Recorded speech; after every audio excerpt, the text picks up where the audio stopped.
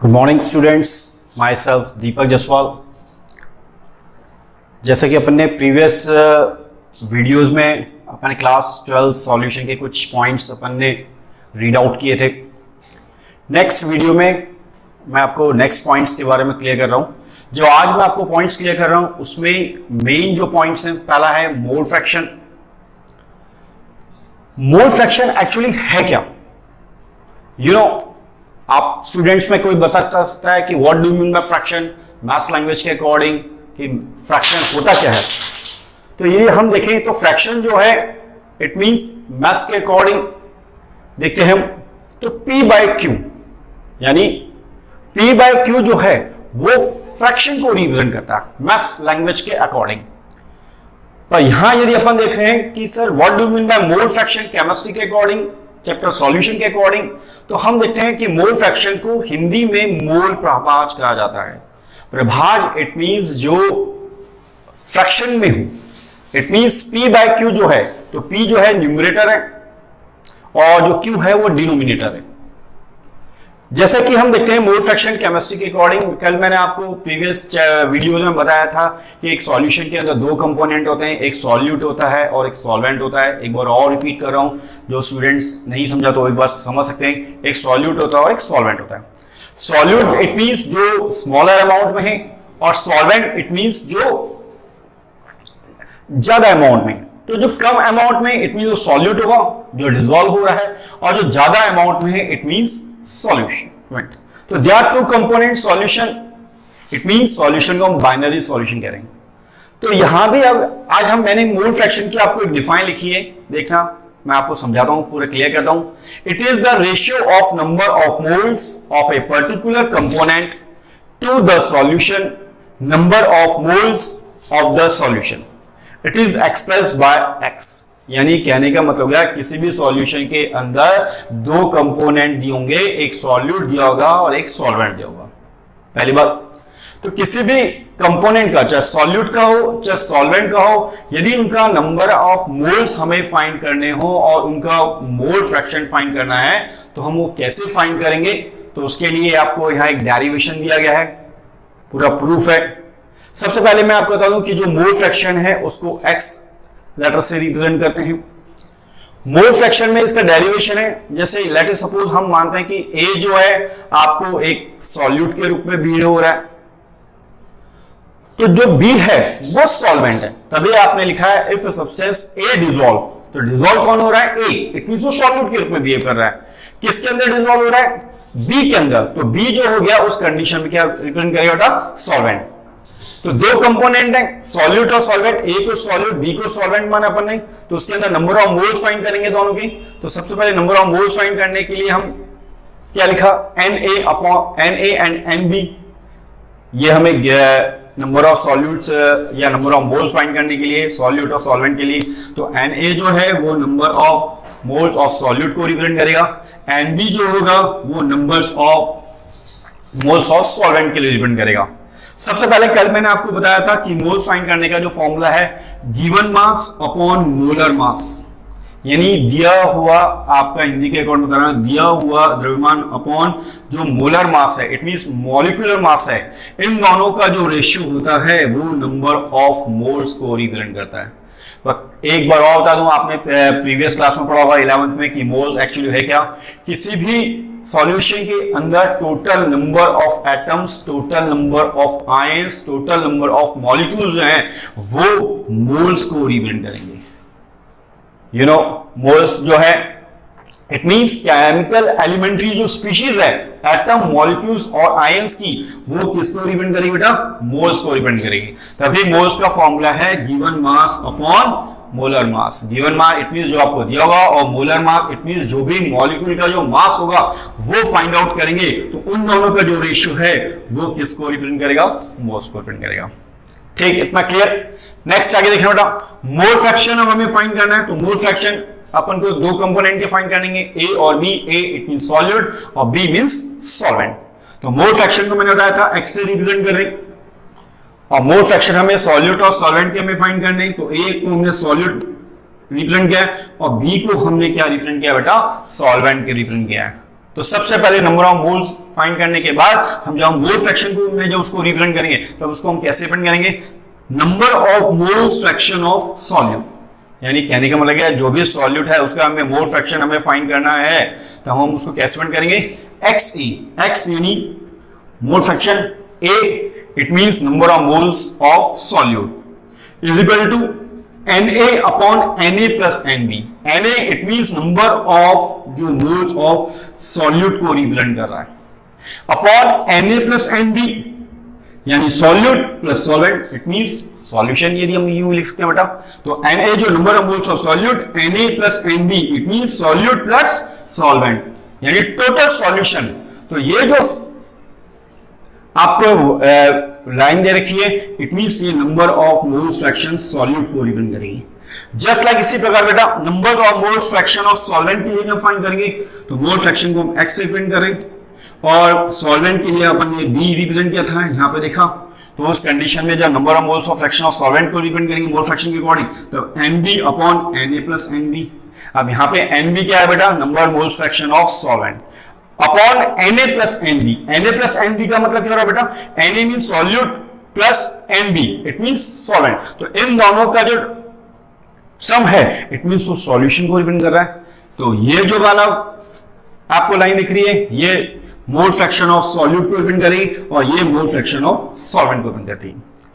हम total mole fraction देखें बेटा तो क्या रिप्रेजेंट के लिखा है मैंने, XA plus XB is equal to 1।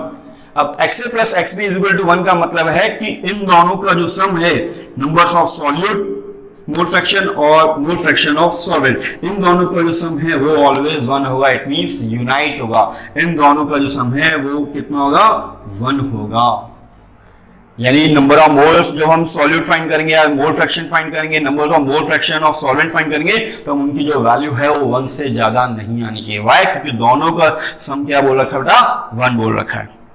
अब इसके अंदर हम वैल्यू पुट अप करते हैं XA, तो XA जो है वो आपको लिखा है number moles of fraction of solute, तो XA की जो हमने लिखा है Na upon Na plus Nb, तो XA की जगह हमने ये वैल्यू पुट अप कर दी बेटा, ठीक। सेकंड बात कर रहा है XB हमने क्या लिखा है Nb Na प्लस Nb, और XB जगह हमने Nb plus Na plus Nb, ठीक, इतना क्लियर। इज इक्वल टू हमने क्या लिखा है, इज इक्वल टू 1, यानी कहने का मतलब हो गया कि इन दोनों का सम है सॉल्यूट और सॉल्वेंट, दोनों का जो सम है मोल फ्रैक्शन के अकॉर्डिंग वो ऑलवेज 1 बनेगा। अब बात होती है हो सकता है कैसे कि स्टूडेंट के मन में कोई डाउट हो सकता है इसमें फ्रैक्शन का मीन क्या रहा है, तो ये जो अपॉन में आ रहा है जो बेटा P/Q जो रेशियो आ रहा है इट मींस ये फ्रैक्शन को रिप्रेजेंट करता है। और मोल फ्रैक्शन इसलिए कह रहे हैं क्योंकि इस प्रोसेस के थ्रू मोल फ्रैक्शन के थ्रू हम किसी भी कंपोनेंट्स इट मींस सॉल्यूट और सॉल्वेंट के नंबर ऑफ मोल्स फाइंड करने के बाद उनका मोल फ्रैक्शन फाइंड करते हैं, और मोल फ्रैक्शन को ऑलवेज रिप्रेजेंट किया जाएगा वो X से रिप्रेजेंट किया जाता है। इतना क्लियर? किसी को डाउट है तो कोई क्वेश्चन पूछ सकता है या कमेंट बॉक्स में लिख सकता है, इससे रिलेटेड अपन न्यूमेरिकल्स भी करेंगे। तो ये आपका मोल फ्रैक्शन, तो फ्रैक्शन का मीन एक बार और सुन लो, P/Q, यानी किसी भी सॉल्यूशन के अंदर दो कंपोनेंट होंगे सॉल्यूट और सॉल्वेंट, उनके नंबर्स और मोल्स को फाइंड करने के लिए जो वर्ड यूज किया जाता है वो मोल फ्रैक्शन यूज किया जाता है। मोल फ्रैक्शन को ऑलवेज X से रिप्रेजेंट करेंगे। नेक्स्ट इसका हम डेरिवेशन लिखते हैं कि लिखा है एक कोई सब्सटेंस है A जो डिसॉल्व है सब्सटेंस B के अंदर, तो जो डिसॉल्व है और जो डिसॉल्व कर रहा है जो कम अमाउंट में वो सॉल्यूट है और ज्यादा अमाउंट में वो क्या है, सॉल्वेंट है। ये मैंने आपको प्रीवियस वीडियो में क्लियर किया था। नंबर ऑफ मोल्स फाइंड करने हैं सॉल्यूट के तो उसको Na से रिप्रेजेंट करेंगे, और जब number of moles of solvent के लिए फाइंड करेंगे तो Nb लिखेंगे जो हमें गिवन है, ठीक। मोल्स फाइंड करने का फॉर्मूला बेटा given mass upon molar mass. Given mass it means जो दिया है, मोलर मास इट मींस जो भी मॉलिक्यूल का मास है वो मोलर मास कहलाएगा। इतना क्लियर? मोल फ्रैक्शन जो है उसको हम X से रिप्रेजेंट करें तो A और B यानी सॉल्यूट और सॉल्वेंट, जब इसके हम मोल फ्रैक्शन को रिप्रेजेंट करेंगे तब कैसे रिप्रेजेंट करेंगे, numbers of mole fraction of solute को A माना है, मोल फ्रैक्शन फाइंड किया X है, is equal to Na upon Na plus Nb। अब Na क्या है, नंबर ऑफ मोल्स को रिप्रेजेंट करेगा बेटा, Na plus Nb it means solute plus solvent it means total solution, तो ये mole fraction of solute. Mole fraction of solvent को represent करेंगे तो जस्ट लाइक वही सॉल्यूट के सॉल्वेंट आ गया बी यूनिवर्सल सॉल्वेंट को मेंटेन कर रहा है, तो NB upon Na plus NB। ठीक बेटा, टोटल मोल फ्रैक्शन फाइंड करेंगे तो क्या बन जाएगा बेटा, XA plus XB equal to 1, यानी इन दोनों का जो सम है वो ऑलवेज 1 होगा, यूनाइट होगा, इन दोनों की वैल्यू 1 से ज्यादा नहीं होगी। XA की जगह हमने ये वैल्यू पुटअप कर दी, Na upon Na plus NB plus XB NB Na plus NB, इन दोनों का जो सम है वो ऑलवेज 1 होगा, पहली बात बेटा। दूसरी बात एक मैं आपको और बता दूं कि जो रेशियो में जो आ रहा है Na upon Na plus NB, it means जो रेशियो में आ रहा है, इट मींस मैथ्स लैंग्वेज के अकॉर्डिंग P/Q, वो ही क्या कहलाता है बेटा, फ्रैक्शन कहलाता है। और हिंदी के अकॉर्डिंग बोलेंगे तो इसको मोल प्रभाग इट मींस P/Q, जहां पे एक न्यूमरेटर और एक डिनोमिनेटर हुआ। क्लियर? आई थिंक मैंने सेकंड बार क्लियर कर दिया, आपको क्लियर हो गया हो, और फिर भी कोई डाउट हो तो आप कमेंट बॉक्स में लिख सकते हैं। ठीक है, और से रिलेटेड न्यूमेरिकल भी करेंगे, और ये इंपॉर्टेंट क्वेश्चन है बेटा, ये इंपॉर्टेंट क्वेश्चन है, और ये क्वेश्चन हो सकता है कि आपको नेक्स्ट जो आपकी बोर्ड एग्जाम होगी अब, तो उसमें ये क्वेश्चन से रिलेटेड न्यूमेरिकल्स या इससे रिलेटेड थ्योरी कुछ भी आ सकता है, तो उसको अच्छी तरह रीड आउट कर लेना। नेक्स्ट आता है एक और पॉइंट है बेटा, जो मोलारिटी, क्योंकि प्रीवियस वीडियो में मैंने आपको मोलारिटी के बारे में बताया था, आज मैं आपको मोलारिटी के बारे में बता रहा हूं। और सबसे पहली बात, मोलारिटी को हिंदी लैंग्वेज के अकॉर्डिंग कहा जाता है बेटा मोलरता। मैं दोनों मीडियम में बता रहा हूं कि हो सकता है कुछ स्टूडेंट्स हिंदी मीडियम के हो तो उनके लिए भी है, और इंग्लिश मीडियम के लिए तो है ही। सबसे पहले अपन डिफाइन देखते हैं बेटा, मोलारिटी जैसे आपके पास कोई भी एक सॉल्यूशन है, एक कंटेनर है बेटा, ये कंटेनर है, इस कंटेनर के अंदर आपने ये एक सॉल्वेंट ले लिया, और सॉल्वेंट यूनिवर्सल कुछ भी होता है जो ज्यादा अमाउंट में होगा। इस सॉल्वेंट के अंदर total number of solute particles कितने डिसॉल्व हैं, वो उसकी क्या कहलाएगी, मोलारिटी कहलाएगी बेटा, या हिंदी के अकॉर्डिंग मोलरता।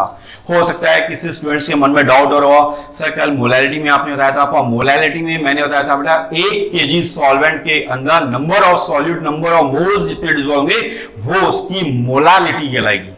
जबकि मोलारिटी में मैं क्या डिफाइन बता रहा हूं कि 1 litre solution it means 1000 millilitre solution के अंदर टोटल नंबर ऑफ मोल्स का मीन होता है एटम हो, मॉलिक्यूल हो और आयंस हो, कितने डिसॉल्व है 1 लीटर सॉल्यूशन में, वो उसकी क्या कहलाएगी, मोलारिटी। तो मोलारिटी और मोलालिटी में दोनों में मेन डिफरेंस देखें तो मोलारिटी जो है बेटा वो वॉल्यूम पर डिपेंड करती है, जबकि मोलालिटी है इट मींस वो डिपेंड करेगी मास पे। इतना क्लियर? किसी को डाउट? नेक्स्ट आगे देखना, मोलारिटी जो है उसको हम कैपिटल M से रिप्रेजेंट करते हैं बेटा, ये थोड़ा ध्यान रखना, जबकि मोलारिटी को अपन स्मॉल m से रिप्रेजेंट करेंगे, ये भी थोड़ा ध्यान रखना। हो सकता है कभी स्टूडेंट्स के मन में डाउट हो जाए कि सर दोनों में तो m हमारा है, तो एक कैपिटल M है और एक स्मॉल m है, तो मोलारिटी को आपको कैपिटल M से रिप्रेजेंट करना है, जिसका फॉर्मूला आपके सामने गिवन है बेटा। Molarity is equal two moles of solid universal जो कम अमाउंट में होगा, टोटल नंबर ऑफ मोल्स कितने सॉलिड के, upon volume of solution in litre. तो 1 लीटर सॉल्यूशन के अंदर total number of moles of solute कितने हैं, उन दोनों का जो रेशियो होगा वो मोलारिटी को रिप्रेजेंट करेगा। मोलारिटी को हम किससे रिप्रेजेंट करेंगे, M से रिप्रेजेंट करते हैं। इतना क्लियर? किसी को डाउट? नेक्स्ट आगे देखना बेटा, मोलारिटी और मोलालिटी में एक डिफरेंस और है बेटा कि जो मोलारिटी है वो टेम्परेचर से इफेक्टेड होगी, जबकि मोलालिटी कल भी बताया था मोलालिटी वाले पॉइंट्स में प्रीवियस वीडियो में कि मोलालिटी वो टेम्परेचर से इफेक्टेड नहीं होती है। तो टेम्परेचर से इफेक्टेड होने वाला जो मेन फैक्टर है वो मोलारिटी है, ना कि मोलालिटी है। ठीक, तो जैसे जैसे हम टेम्परेचर बढ़ाएंगे तो मोलालिटी जो है वो भी इफेक्ट होगी, क्योंकि वॉल्यूम में क्या होता है बेटा, उसके पार्टिकल जो होंगे लिक्विड के अंदर, उसके जो सॉल्वेंट के जो पार्टिकल्स होंगे वो एक्सपैंड हो गए, तो ऑब्वियसली जो मोलारिटी भी टेम्परेचर के अकॉर्डिंग क्या होगी, इफेक्ट होती है। तो molarity is totally depend on temperature. तो फॉर्मूला अपन देखिए बेटा। नेक्स्ट इसकी यूनिट्स देखते हैं बेटा। मोलारिटी का मैंने यूनिट्स लिखी है, मोल litre inverse, universal mass number of moles रखें सॉल्यूट के, तो मोल्स आ गया बेटा, अपॉन में आ रहा है वॉल्यूम ऑफ सॉल्यूशन लीटर, और वॉल्यूम की यूनिट यूनिवर्सल लीटर, और तो क्या बन गया बेटा इसकी यूनिट्स, मोल लीटर इनवर्स। या अदर लैंग्वेज में हम एक यूनिट्स की और लिख सकते हैं बेटा, क्योंकि कुछ यूनिट्स ऐसी होती है जो फिजिक्स में आप पढ़ते हो, सीजीएस होती है और एक ऐसा यूनिट होती है, तो एक यूनिट और है, इसको हम मोल्स पर क्यूबिक डेसीमीटर, तो मोल्स पर क्यूबिक डेसीमीटर को जो हम रिप्रेजेंट करेंगे तब हम उसको ऐसे करते हैं। तो कहने का मीन हो गया both units are represent molarity, दोनों जो यूनिट्स हैं वो मोलारिटी या मोलरता को रिप्रेजेंट करती है। एक बार सुन लो बेटा, मोलारिटी इट मींस किसी भी 1 लीटर सॉल्यूशन या 1000 मिलीलीटर सॉल्यूशन के अंदर टोटल नंबर ऑफ मोल्स या total number of solute particle जितने डिसॉल्व होंगे वो उसकी क्या कहलाएगी बेटा, मोलारिटी। पहली बात, हिंदी के अकॉर्डिंग उसको मोलरता कहते हैं। सेकंड, मोलरिटी जो है, मोलारिटी है, उसको हम कैपिटल एम से रिप्रेजेंट करना है, ये थोड़ा ध्यान रखना बेटा, ठीक। इसका यदि हम फॉर्मूला देखें तो moles of solute upon volume of solution litre, ये मैंने आपको बताया। इसकी यूनिट्स दिखी रही है, में रिप्रेजेंट हो रही है, यूनिट्स ऑफ मोलारिटी आ मोल लीटर इनवर्स। अब मोल लीटर इनवर्स कैसे बना, यूनिवेरिएबल आपके सामने है, moles of solute it means moles, और वॉल्यूम की यूनिट लीटर है, तो लीटर इनवर्स। मैथ्स में आप जानते ही हो, पोस्ट है कुछ स्टूडेंट्स में मैथ्स के भी हो। और इसकी अदर यूनिट्स क्या है, मोल पर क्यूबिक डेसीमीटर, और मोल पर क्यूबिक डेसीमीटर को ऐसे प्रिंट करेगा, तो ये आपका मोलारिटी है, ठीक। अब मैंने आपको प्रीवियस वीडियो में मोलारिटी बताया था, इस वीडियो में मैंने आपको मोलारिटी बताया, दोनों में एक बार डिफरेंस सुन लो। सबसे पहले हम एक बात करते हैं molarity. Molarity is depend on volume, जबकि molarity depend on mass, first point. Second point हम देखें तो मोलारिटी जो है वो टेम्परेचर से अफेक्टेड होगी, जबकि मोलारिटी है वो टेम्परेचर से अफेक्टेड नहीं होती है, ये थोड़ा ध्यान रखना बेटा, है ना। थर्ड पॉइंट, मोलारिटी जो है उसको कैपिटल एम से रिप्रेजेंट ना करके हम स्मॉल एम से रिप्रेजेंट करते हैं, जबकि मोलारिटी को हम कैपिटल एम से रिप्रेजेंट करेंगे। इतना क्लियर। नेक्स्ट, मोलारिटी में हम देखते हैं इसकी यूनिट्स मोल लीटर इनवर्स मोलारिटी की, जबकि मैंने आपको मोलारिटी की यूनिट बताई थी मोल पर केजी, केजी यूनिवर्सल, क्योंकि वो किस चीज पर डिपेंड कर रही है, द्रव्यमान, इट मींस मास पर डिपेंड कर रही है। और नेक्स्ट पॉइंट, लास्ट, आप दोनों का फॉर्मूला लिखते हो। तो इस प्रकार आप मोलारिटी और मोलारिटी में आप डिफरेंस भी कर सकते हो, और यहां तक कि इनमें सिमिलरिटीज आ जाए तो सिमिलरिटीज ये है कि दोनों के अंदर टेम्परेचर है, बस एक वो बात अलग है बेटा कि टेम्परेचर जो है सर मोलारिटी और जो है वो टेम्परेचर से अफेक्ट होगी मोलारिटी, जबकि मोलारिटी टेम्परेचर से अफेक्टेड नहीं होती। खैर, आपको सिमिलरिटी नहीं आएगी, मेन आपको डिफरेंस आ जाए तो थोड़ा ध्यान रखना। तो इस प्रकार 4 या 5 मार्क्स में इसका डिफरेंस आ जाए तो आप इनमें डिफरेंस भी लिख सकते हो। इतना क्लियर। किसी को डाउट किसी को डाउट है तो मेरे से पूछ सकता है, और जिसको भी डाउट है तो वो कमेंट बॉक्स में लिख सकता है, जो भी डाउट हो, ठीक है। Thank you.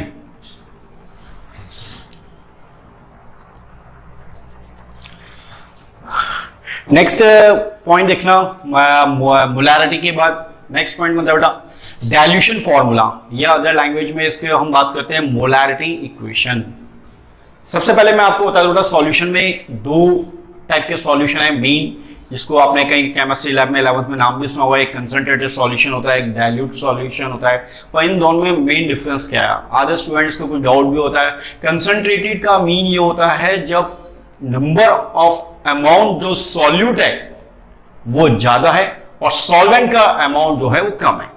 एक बार सुन लो, नंबर ऑफ सॉल्यूट का अमाउंट ज्यादा हो और नंबर ऑफ सॉल्वेंट का अमाउंट कम होगा तो वो कंसंट्रेटेड सॉल्यूशन को रिप्रेजेंट करेगा, it means pure. Other language में बात करें, एक होता है डाइल्यूट। डाइल्यूट इट मींस इसका अपोजिट इट मींस जब नंबर ऑफ सॉल्वेंट का अमाउंट तो ज्यादा होगा प्लस नंबर ऑफ सॉल्यूट का अमाउंट कम है। एक बार सुन लो, नंबर ऑफ सॉल्वेंट का अमाउंट ज्यादा है और नंबर ऑफ सॉल्यूट का अमाउंट का कम है तो डाइल्यूट को रिप्रेजेंट करेगा बेटा, और नंबर ऑफ सॉल्यूट ज्यादा है सॉल्वेंट का अमाउंट कम है तो वो कंसंट्रेटेड को रिप्रेजेंट कर रहा है। ये आपने 11th और 10th में आपने पढ़ा था, फिर मैंने आपको क्लियर कर दिया। सबसे पहले यूनिवेरिएबल, ये आपके कुछ एसिड्स के नाम दे रखे हैं, एक HCl हाइड्रोक्लोरिक एसिड, एक H2SO4 सल्फ्यूरिक एसिड यूनिवेरिएबल, जो दोनों स्ट्रॉन्ग एसिड है। एक है आपका वीक एसिड जिसको हम एसिटिक एसिड। यूनिवेरिएबल फॉर्मूला अपने 10th 11th में पढ़ा था, इसका IUPAC भी क्लियर करोगे। तो ये जो है कंसंट्रेटेड एक्वस सॉल्यूशन, अब बात होती है sir aqueous, aqueous it means related to water, you know. तो एक होता है एक्वस सॉल्यूशन और एक होता है non aqueous solution.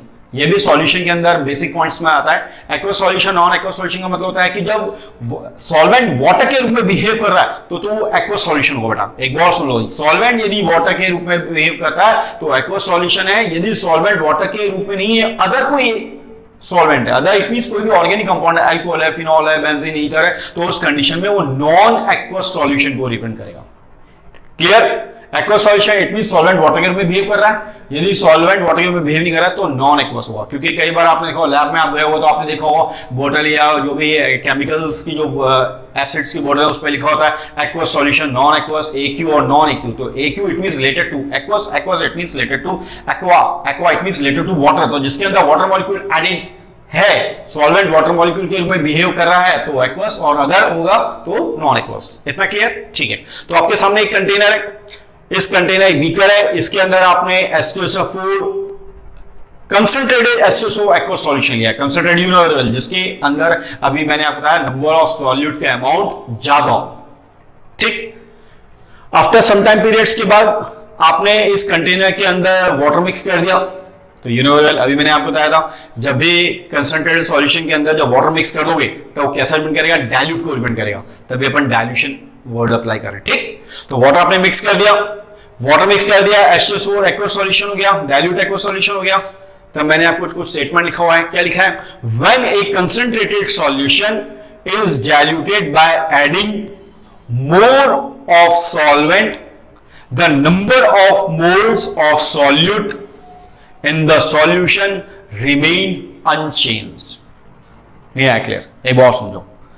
When a concentrated solution is diluted by adding moles of solvent, the number of moles of solute in the solution remain unchanged। यानी कहने का मतलब ये हो गया मेरे बेटा कि ये आपका एक concentrated H2SO4 एक्वस सॉल्यूशन था। जब इसके अंदर आपने कुछ अमाउंट में सॉल्वेंट मिलाया, इट मींस वाटर मिला दिया, तो वाटर मिलाने के बाद आपका ये जो कंटेनर है ये डाइल्यूट तो हो गया, बट इसके अंदर नंबर ऑफ मोल्स होंगे वो अनचेंज होंगे।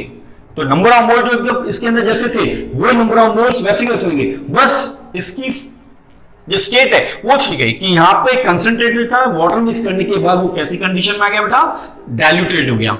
तभी अपन यहां डाइल्यूशन फॉर्मूला अप्लाई कर रहे हैं। अदर लैंग्वेज को मोलैरिटी इक्वेशन भी कहते हैं। ठीक। इतना क्लियर? ये मैंने आपको डायग्राम के अकॉर्डिंग आपको मैंने क्लियर भी कर दिया बेटा, ताकि आप लोगों को कुछ डाउट हो कि सर कैसे कंसंट्रेट है और कब वो डाइल्यूट में कन्वर्ट होगा। तो जब उसके अंदर वाटर मिक्स कर दोगे किसी कंसंट्रेट सॉल्यूशन है तो वो डाइल्यूट को रिप्रेजेंट करेगा। ये थोड़ा ध्यान रखना। ठीक। नेक्स्ट आगे बेटा, अब इसका हम देखते हैं इसकी equation. In dilution moles of solute before dilution, before dilution वाला डाइल्यूट से पहले की stage, is equal two moles of solute after dilution. जब वो डाइल्यूट हो गया है तब number of moles of solution में फाइंड करना है। तो यू नो वेरी वेल बेटा, m into v, m means molarity, और नंबर ऑफ मोल्स को आप n से भी रिप्रेजेंट करते हो, मोलैरिटी इनटू वॉल्यूम। ये थोड़ा जानना, ये नंबर मोल्स ऑफ डाइल्यूशन के लिए फॉर्मूला अप्लाई हुआ। ठीक। अब इसमें एक इक्वेशन लिखिए बेटा, m1 v1 is equal to m2 v2। Sir what do you mean by m1 v1 और m2 v2? तो यू नो वेरी वेल, इधर मैं रिप्रेजेंट कर रखा है m1 it means initial molarity. Initial molarity का मीन यह है बेटा कि after before dilution, before dilution मतलब कंसंट्रेट वाली स्टेज के अंदर जो इनिशियल मोलैरिटी उसको हम कैपिटल एम से रिप्रेजेंट करेंगे। मोलैरिटी यूनिवर्सल है ना, अभी मैंने आपको बताया था। Next m2 molarity after dilution, जब उसको डाइल्यूट कर दिया तब उसकी मोलैरिटी होगी m1 से क्या बन जाएगी बेटा? m2। इसको हम कहते हैं फाइनल मोलैरिटी भी कहते हैं। ठीक। Next v1 is equal to initial volume, before dilution से पहले का जो वॉल्यूम होगा उसको v1 से प्रिंट करेंगे। आफ्टर डाइल्यूशन ऑफ वॉल्यूम क्या होगा? Final volume v2। तो क्या लिख दिया? v2 is equal to volume of after dilution. तो एक टोटल मिला के इक्वेशन क्या बन जाएगी? m1 v1 is equal to m2 v2। ठीक। इतना क्लियर? नेक्स्ट केस, एक केस में और सकता है बेटा, क्या लिखा है? Molarity of a mixture of two solution, मतलब दो सॉल्यूशन सेम सब्सटेंस के जब दो सॉल्यूशन को हम जब मिक्स कर रहे हैं तब उनकी जो मोलैरिटी के लिए जो इक्वेशन होगी तो क्या बनेगी? देखना, molarity of a mixture of two solution of same substance, substance क्या सेम है, तब उस कंडीशन के अंदर मोलैरिटी या डाइल्यूट फॉर्मूला, डाइल्यूशन फॉर्मूला है मोलैरिटी कोएफिशिएंट के लिए, कोएफिशिएंट क्या बन जाएगी, m is equal to v1 plus v2, you know very well. इसका मल्टीप्लिकेशन इसके साथ करेंगे तो क्या बन जाएगा बेटा, m1 v1 प्लस इसका इससे करा तो क्या बन गया बेटा m2 v2, तो कुल मिला के क्या बन जाएगा m1 v1 plus m2 v2। तो ये कंडीशन कब अप्लाई होगी बेटा, इक्वेशन, डाइल्यूशन इक्वेशन या डाइल्यूशन फॉर्मूला या मोलैरिटी इक्वेशन, जब क्या होगा, molarity of a mixture of two solution but condition क्या है, सेम सब्सटेंस, तो उसकी इक्वेशन ये फॉलो जाएगी। ठीक, तो मेरे कहने का मतलब है कि एक डाइल्यूट कंडीशन होती है और एक एक्वस कंडीशन होती है। तो डाइल्यूशन फॉर्मूला और मोलैरिटी इक्वेशन एक ही है, पर ज्यादातर अपने एग्जामों में ये है, पर ये आपको इन फ्यूचर कोई कॉम्पिटिटिव एग्जाम फाइट करोगे तो उसके अंदर ये वाली इक्वेशन भी थोड़ा आप याद रखना। वैसे अपने जब आप केमिस्ट्री प्रैक्टिकल करोगे तब उसके अंदर हो सकता है कि उसके अंदर मोलैरिटी फाइंड करने के लिए आपको ये वाला भी कंडीशन आती है, बिफोर डाइल्यूशन आफ्टर डाइल्यूशन, तो m1 v1 is equal to m2 v2, m2 क्या है, v1 v2 क्या है, ये मैंने आपको सामने भी प्रेजेंट कर रखा है।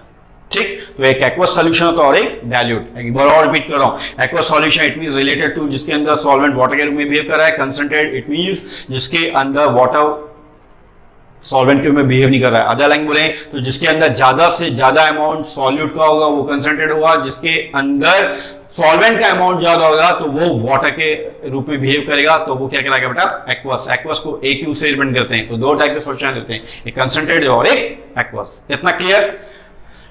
नेक्स्ट एक पॉइंट और है बेटा, नॉर्मैलिटी, मोलैरिटी हो गई, मोलैरिटी हो गई, मोल फ्रैक्शन हो गया, अब आ रहा है नॉर्मैलिटी। सबसे बात उठती है कि नॉर्मैलिटी को हिंदी की लैंग्वेज के अकॉर्डिंग कहा जाता है नॉर्मलता, यानी क्या हो गया, देखिए बेटा इसमें मैंने डिफाइन की, it is the number of gram equivalent of the solute present in 1 litre. 1 litre it means, you know very well, आपने पहले भी मैंने क्लियर कर दिया, 1000 मिलीलीटर। तो किसी भी 1 लीटर सॉल्यूशन के अंदर ग्राम इक्विवेलेंट ऑफ सॉल्यूट जितने डिसॉल्व होंगे वो उसकी नॉर्मैलिटी कहलाएगी। नहीं हुआ क्लियर? एक बार सुन लो, 1 लीटर सॉल्यूशन के अंदर number of gram equivalent molecule कितने डिसॉल्व हैं वो उसकी नॉर्मैलिटी को रिप्रेजेंट करता है। क्लियर हुआ? नॉर्मैलिटी जो है उसको कैपिटल N से रिप्रेजेंट करते हैं। हो सकता है अभी भी कुछ स्टूडेंट्स के मन में डाउट हो, सर ग्राम इक्विवेलेंट मीन समझ में नहीं आ रहा, तो उसको मैं आपको एक एग्जांपल देके भी मैं आपको बता दूंगा, आगे मैंने क्लियर कर रखा है। फिर फिलहाल अब इसकी आप फॉर्मूला देख लो। नॉर्मैलिटी को N से प्रिंट करेंगे, you know very well, formula equivalent of solute upon volume of solution in litre. Gram equivalent of solute कितने हैं जो कि 1 लीटर सॉल्यूशन के अंदर डिसॉल्व होंगे, वो उसकी क्या कहलाएगी, नॉर्मलता या नॉर्मैलिटी। और नॉर्मैलिटी को एक बार फिर बता रहा हूं, कैपिटल N से रिप्रेजेंट कर रहा है, मोलैरिटी को कैपिटल M से और मोलैरिटी को स्मॉल m से, ठीक, और मोल फ्रैक्शन को x से। यूनिट ऑफ नॉर्मैलिटी लिखते हैं तो equivalent litre inverse, you know gram equivalent है ऑफ सॉल्यूट तो इक्विवेलेंट, और you know very well dissolved in 1 litre solution तो लीटर इनवर्स आ गया बेटा। अब बात उठती है कि सर एसिड, बेस और salt ions, you know very well, acid जो वाटर के अंदर डिसॉल्व होने के बाद हाइड्रोजन आयन दे रहा है, इट मींस वो एसिड है, you know very well. Base जो OH आयंस देगा, you know very well. Salts, you know very well, 10th 11th में आपने पढ़ा होगा कई टाइप के सॉल्ट्स होते हैं, ठीक। आयंस जिस पे 2 चार्ज होंगे, चाहे पॉजिटिव हो चाहे नेगेटिव हो, एक कैटायन और एक anion, you know very well, ठीक। इनके अकॉर्डिंग हम वैलेंसी फैक्टर कैसे फाइंड करेंगे बेटा? सबसे पहले देखना एसिड।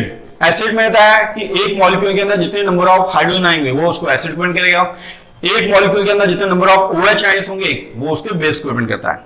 सॉल्ट पे चाहे पॉजिटिव और नेगेटिव चार्ज दोनों होते हैं, यू नो वेरी वेल, और आयंस दे आर 2 कैटायन और एक एनायन। तो बात उठती है आपके मन में अभी डाउट सा, आप ग्राम इक्विवेलेंट जो है वो हम कैसे फाइंड करेंगे? सबसे पहले हम देखते हैं बेटा, आपके सामने ये एक आपका एसिड है, what is this, you know, आप रास्ता इसका कोई name, sulphuric acid, very good. अब ये जो सल्फ्यूरिक एसिड है इसका सबसे पहले हमें क्या फाइंड करेंगे बेटा? मॉलिक्यूलर मास, या अदर लैंग्वेज में बोलेंगे मोलर मास, इट मींस पूरे मॉलिक्यूल का मास। कैसे फाइंड करते हैं ये भी एक बार देख लो बेटा। हाइड्रोजन के atom, you know very well, 2, hydrogen का एटॉमिक नंबर 1, मॉलिक्यूलर इसका जो मास होगा वो 1 होगा। सल्फर का एटॉमिक नंबर कोई बता सकता है? 16, तो मास कितना हो गया? 32। ऑक्सीजन के एटम कितने? यूनिवर्सल 4 और ऑक्सीजन का एटॉमिक नंबर 8, तो मास कितना हो गया? 16। तो 2 और 32, 16 4 जा 64, 64 और 34 टोटल करोगे तो क्या बन जाएगा? 98U। तो जो 98U आया है ये आपका H2SO4 का मॉलिक्यूलर मास आया। इतना क्लियर? कैसे फाइंड करा? अब एसिड बोल रहे हैं तो एसिड H2SO4 स्ट्रॉन्ग एसिड है यूनिवर्सल, और एसिड में अभी मैंने आपको बताया कि इसकी डिफाइन की number of hydrogen ion given by 1 molecule. तो एसिड H2SO4 का मॉलिक्यूल एक ही, पर उसके अंदर total number of hydrogen ion कितने दिख रहे हैं बेटा? 2। तो यानी क्या हो जाएगा? 98 डिवाइडेड बाय 2, 98 डिवाइडेड बाय 2 करा तो यूनिवर्सल कितना बन गया? 49। तो ये जो 49 आया बेटा यही ग्राम इक्विवेलेंट को रिप्रेजेंट करेगा। तो ग्राम इक्विवेलेंट ऑफ सॉल्यूट जो हो जाएगा वो 49 हो गया। ठीक, और बेस में होगा तो बेस में भी यूनिवर्सल, एक आपको एक बेस का भी एग्जांपल देता हूं, NaOH यूनिवर्सल सोडियम हाइड्रोक्साइड, इसका मोलर मास यूनिवर्सल आपने 11 में पढ़ रखा है 40, मैं डायरेक्ट आपको हमने बता दिया। OH को 1 से डिवाइड करोगे तो यूनिवर्सल वही का वही बन जाएगा। ठीक, सॉल्ट में universal negative polar charge, ions में हम जानते हैं। अब हम बात करते हैं एक रिड्यूसिंग एजेंट और एक oxidising agent. Reducing agent, oxidising agent आपने 10th में पढ़ा था, सभी ने बोर्ड फाइट करी है, उसमें था ऑक्सीडाइजिंग, ऑक्सीडेशन और रिडक्शन। ऑक्सीडाइजिंग रिड्यूसिंग एजेंट क्या होता है 11th में भी आपने पढ़ा है। फिलहाल मैं आपको डायरेक्ट कैसे हम वैलेंसी फैक्टर एक फाइंड करते हैं वो मैं आपको बता देता हूँ कि एसिड बेस और में वैलेंसी फैक्टर हमें फाइंड करना हो, किसी भी सॉल्ट्स का, किसी भी ऑक्सीडाइजिंग एजेंट का, रिड्यूसिंग है तो हम वैलेंस फैक्टर कैसे फाइंड करते हैं। एक एग्जांपल देख लो बेटा। सबसे पहले यूनिवर्सल KMnO4 पोटेशियम परमैंगनेट, इसका कलर कैसा होता है? रेड कलर होता है। अदर लैंग्वेज में रेड ड्रग वेल कहते हैं। रेड ड्रग वेल का मतलब होता है कि जैसे अपना जो आपने देखा पानी है उसको प्यूरिफाई करने के लिए उसके अंदर जो रेड कलर की जो उसके अंदर कोई दवाई मिलाई है ताकि वाटर इजीली प्यूरिफाई हो जाए, it means red drug well या KMnO4 कहते हैं, पोटेशियम परमैंगनेट। ठीक, अब पोटेशियम परमैंगनेट में यूनिवर्सल हमें मैग्नीज की ऑक्सीडेशन नंबर कौन बताएगा? आप में से फाइंड करना आती है ऑक्सीडेशन नंबर? मैं आपको बताता हूं, मैग्नीज जो है उसकी ऑक्सीडेशन +7 होती है, इसकी वेरिएबल ऑक्सीडेशन स्टेट होती है। वेरिएबल इसकी ऑक्सीडेशन, जैसे मैग्नीज जिस कंपाउंड के साथ होगा, जिस मॉलिक्यूल के साथ होगा, उसकी ऑक्सीडेशन स्टेट की ऑलवेज क्या होगी? चेंज होगी, और डी ब्लॉक एलिमेंट को रिप्रेजेंट करता है, ये भी आपको मालूम है। ठीक, 3D में अंदर तो इसकी ऑक्सीडेशन स्टेट मैग्नीज की 7 है। यूनिवर्सल KMnO4 में यूनिवर्सल मैग्नीज कितने इलेक्ट्रॉन लूज कर रहा है? 2 इलेक्ट्रॉन लूज कर रहा है, तो +2 आ गया। तो 7 में से 2 गए यानी कितना हो गया? 5। तो कहने का मतलब क्या 5 इलेक्ट्रॉन रिमेनिंग बचे, तो इसका जो वैलेंसी फैक्टर हो गया वो क्या हो जाएगा? 5 हो जाएगा। तो इस टाइप हम किसी भी ऑक्सीडाइजिंग एजेंट और रिड्यूसिंग एजेंट का वैलेंसी फैक्टर फाइंड कर सकते हैं। तो normality it means 1 litre solution के अंदर total number of gram equivalent कितने हैं वो उसकी नॉर्मेलिटी, और नॉर्मेलिटी को कैपिटल में सबमिट करेंगे। इसके यूनिट्स आपके सामने गिवन है, इक्विवेलेंट लीटर इनवर्स, और इसका formula equivalent of solute upon volume of solution in litre. अब मैं आपको एक बता दूं बेटा एक सिमिलैरिटी, मैंने आपको मोलैरिटी और नॉर्मेलिटी बताया था। मोलैरिटी भी as a totally depend on temperature, और नॉर्मेलिटी भी टेम्परेचर पे डिपेंड करती है, क्योंकि ये भी वॉल्यूम बेस्ड है जबकि मोलैरिटी भी वॉल्यूम बेस्ड है। क्लियर इतना? किसी को डाउट तो वो कमेंट बॉक्स में लिख सकता है, जिसको भी डाउट हो। और नेक्स्ट वीडियो में मैं आपको आगे के जो पॉइंट्स हैं मैं क्लियर कर दूंगा। ठीक है, थैंक यू।